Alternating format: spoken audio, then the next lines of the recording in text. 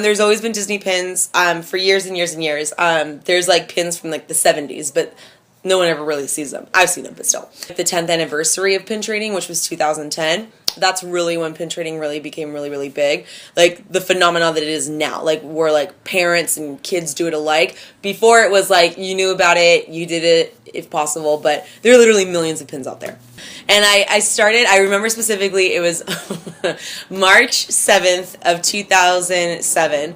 And don't ask me why. I know. I actually have a pin that has that exact date on it. I'll look for it. I just happen to know. I was visiting from college, so I know that day. And then I found a pin of that day of that year on a calendar. So, like, it's like a calendar pin. So I was like, oh my God, that's really creepy.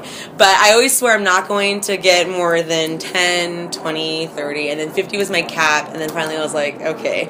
And that's when I started to pin trade. I really started pin trading because of eBay. You can buy lots of random pins.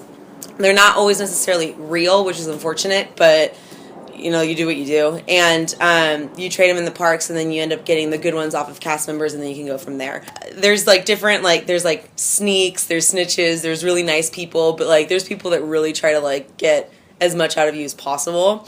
I know it sounds so nerdy, but there's like cliques and drama, but at the end of the day, everyone loves Disney and everyone's adults. There's hardly any kids there, and I think that's another reason why it's so fun, is that everyone is an adult that basically is at those tables. You're a kid if you go with like an older sibling or a parent, but usually it's all adults. You have an emotional connection with the characters that are on the pins, and it's not just like a pin with like a princess with their arms up like this. Like, there's one pin of Mickey Mouse driving through Yosemite, and it says Yosemite, and that's really cool because Yosemite's like one of my favorite places in the world, and I've climbed Half Dome there, so that's super random. I have another pin that's a beast, that's the Beast, but he's dressed as a mariachi with a sombrero on, so it's like, where do you get these things, you know? Like, it's like, so you have not only emotional connection with the pins themselves, with the characters, but there's so many different types of pins that you're able to relate them to your everyday life.